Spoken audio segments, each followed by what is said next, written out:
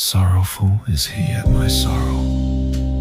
O Maryam, the wrongs which I suffer have blotted out the wrongs suffered by my first name from the tablet of creation. The clouds of divine decree have at every moment rained down upon this manifest beauty the showers of tribulation. My banishment from my homeland was for the sake of none but the beloved. My exile was in no other path save that of his good pleasure. In the midst of heaven-sent trials I glowed bright as a candle, and in the face of divinely ordained afflictions I stood as firm as a mountain in manifesting the outpourings of His grace. I was even as a bounteous cloud, and in laying hold on the foes of the peerless King, I was even as a burning flame, the clear tokens of my power roused the envy of my foes, and the compelling evidences of my wisdom stirred the hatred of the malevolent. Not a single night did I repose in peace, not a single morn did I awake in tranquility. I swear by the beauty of God that Hussein shed tears of anguish at the wrongs I suffered, and Abraham cast himself into the flames for the sake of the afflictions I sustained. Wert thou to gaze with discernment, thou wouldst behold the eye of grandeur, weeping sore beneath the tabernacle of sanctity, and the essence of majesty lamenting within the realms of loftiness. Unto this beareth witness the tongue of truth and glory.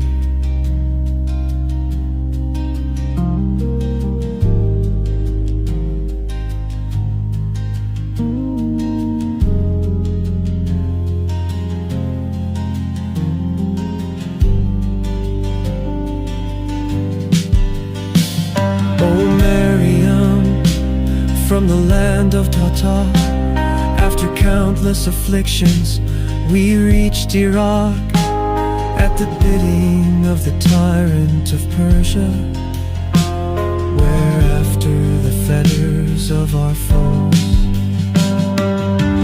we were afflicted with the perfidy of our friends. God knoweth what befell me thereafter, at length abandoning my home and all that was therein, and renouncing my life and all that pertained thereunto, I retired alone and companionless. I roamed the wilderness of resignation, traveling in such wise that in my exile every eye wept sore over me, and all created things shed tears of blood because of my anguish. The birds of the air were my companions, and the beasts of the field my associates. In such wise did I even as the flash of the Spirit pass over this fleeting world. For 2 years or rather less, I shunned all else but God and closed mine eyes to all except Him, that haply the fire of hatred may die down and the heat of jealousy abate. Oh, Maryam, to divulge the heavenly secrets would be unbefitting, and to disclose the celestial mysteries would be unseemly. By secrets is meant not other than the treasuries enshrined within mine own being by the righteousness of God. I have borne what no man, be he of the past or of the future, hath borne all well. During this period of retirement, none, whether among my brothers or any other soul, sought to investigate the matter, let alone to grasp its significance, though its import surpasseth the creation of earth and heaven. And yet I swear by God, every breath drawn in the course of my journey was better than the service of both worlds. And my very retreat was the mightiest testimony and the most perfect and conclusive evidence. Yet true vision is needed if one is to behold the scene of transcendent glory. Inasmuch as the blind one is deprived of beholding his own countenance, much less the countenance of eternal holiness. How can a mere shadow comprehend the one who casteth it? How can a handful of clay grasp the subtle reality of the heart? At last, the divine decree prompted certain spiritual souls to remember this Canaanite youth. Armed with a number of petitions, they searched in every place and inquired from every person, until they found in a mountain cave a trace of this traceless one. He verily guideth all things unto the straight path. I swear by the day star of eternal truth that the arrival of these souls so astonished and amazed this poor and exiled soul that my pen is powerless to describe it.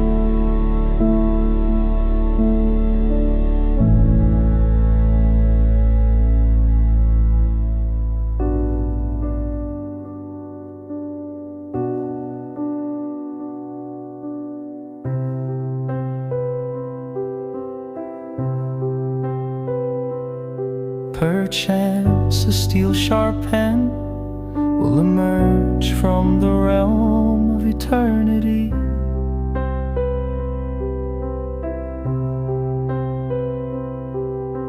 rend the veils asunder and reveal these secrets with perfect truth and absolute sincerity.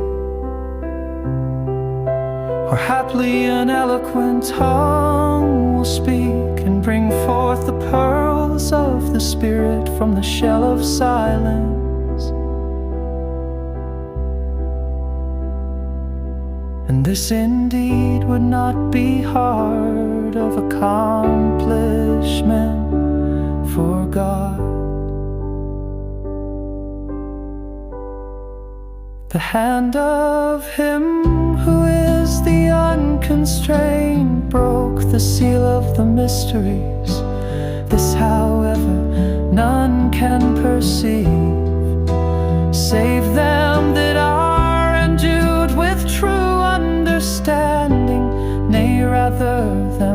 have severed themselves from all things. So it was that the luminary of the world returned to Iraq, where we found no more than a handful of souls, faint and dispirited, nay, utterly lost and dead.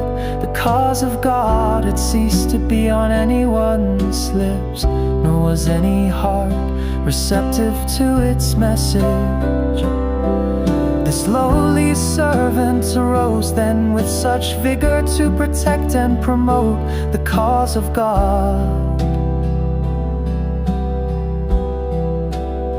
that methinks a new resurrection was ushered in. The glory of the cause became manifest in every town. The hand of him who is the unconstrained broke the seal of the mysteries.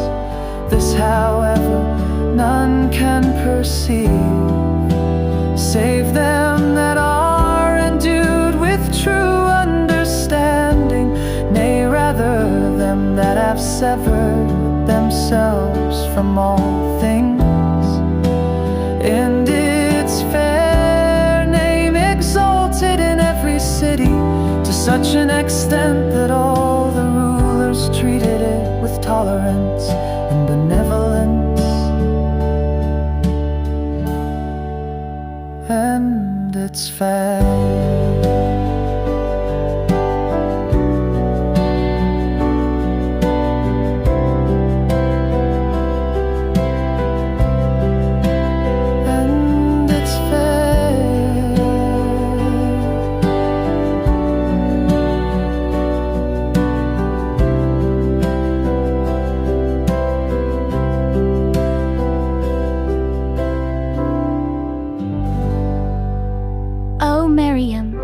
the determination evinced by this servant to withstand the onslaught of his foes.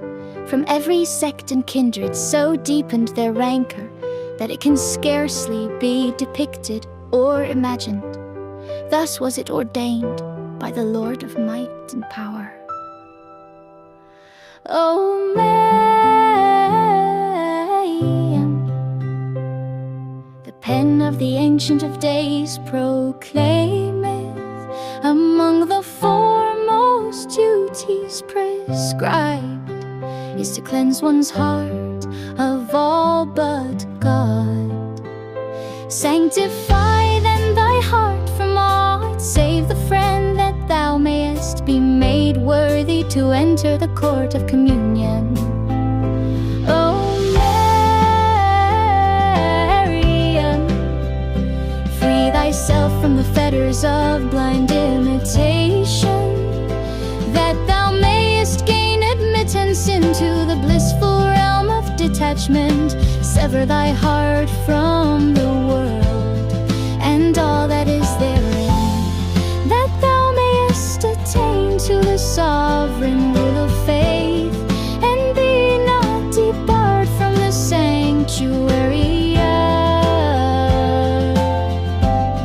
the all-merciful.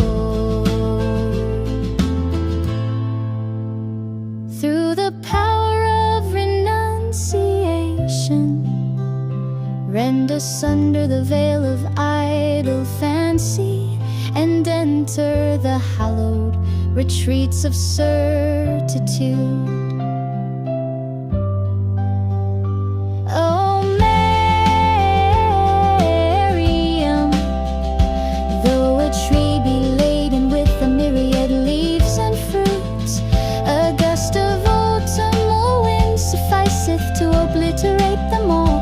Remove not then thy gaze from the very root of the tree of divinity, and the branch of the low tree of celestial glory. Consider the ocean, how serene it lieth, how majestically it reposeth within its bed. Yet the winds of the will of the eternal beloved cause countless ripples and innumerable swells to appear upon its surface, each wave distinct and diverse.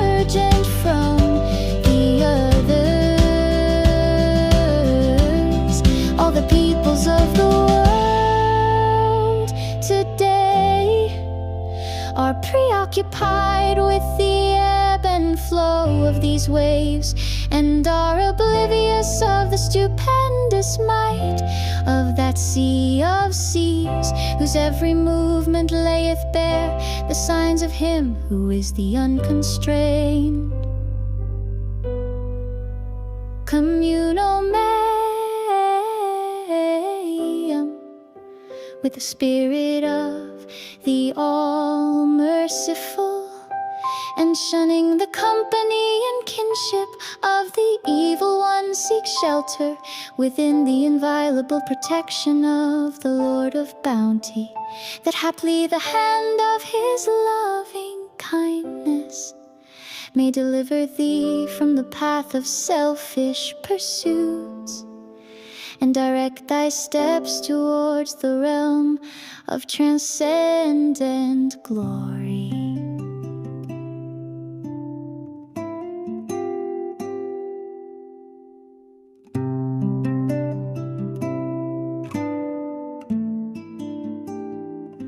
Abandon these fleeting shadows, O Maryam, and turn towards the day star of unfading splendor. Every shadow with its existence and motion, to the presence of the sun.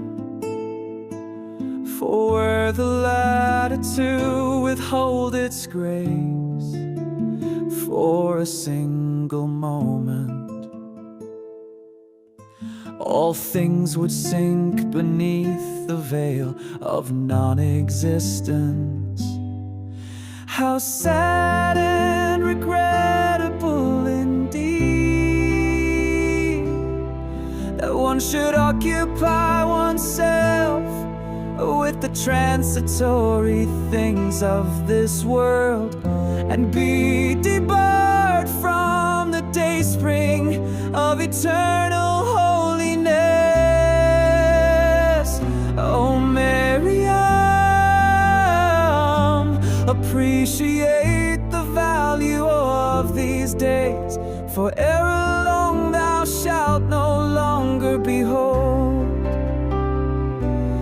the celestial youth in this contingent realm, but shall perceive the signs of grief in all created things. Soon shall ye bite your fingers, ends in remorse, for ye shall fail to find this youth, even were ye to search out the reaches of earth and heaven.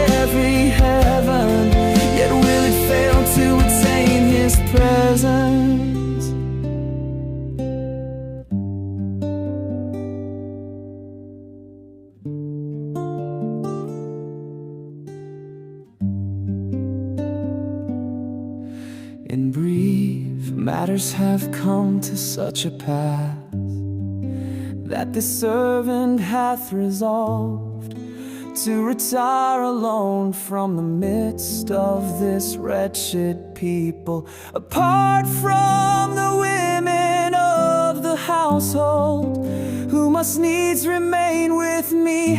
I shall admit no one else to our company, not even the attendants of my consort.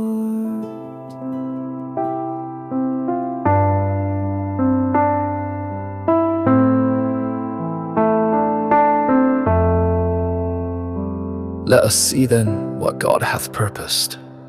I depart, whilst my companions are the tears I shed, and mine associates the sighs I utter. My solace is my pen, and the delight of my soul is mine own beauty. My hosts are my reliance upon God, and mine armies are my trust in Him. Thus have we imparted unto thee a measure of the mysteries of this matter, that thou mayest be of them that apprehend. O Maryam, all the waters of the world and its rivers have flowed from the eyes of this youth, which even as the clouds have rained down their tears at the wrongs he has suffered. In short, we have ever offered up our life and soul in the path of the Beloved, and we are thankful and content in the face of whatever may befall us. At one time, my head was raised aloft on a spear, and at another, it fell into the hands of my deadly enemy. At one time, I was cast into the fire, and at another, I was suspended in the air. Such indeed hath been the treatment that the ungodly have meted out to us. O Maryam, we have called this tablet the choicest of lamentations and the vernal shower of tears.